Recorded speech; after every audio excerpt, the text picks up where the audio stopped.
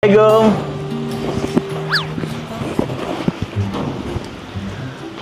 Bakit bigla-bigla kang napasok yan? Bukas yung pinto eh. Hello.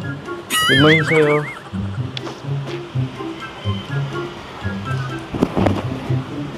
Ayos ka lang ba?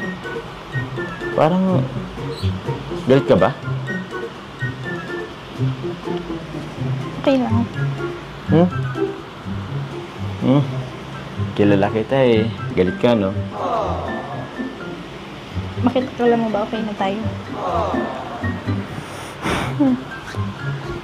Di ba yung sa kagabi? Diba, sinabi ko naman, bumili ako ng barbecue at para sa ambag ko kay, birthday ni Kalingit Ian at ni Edo. Tagal ko pong nagantay. Yun na nga eh.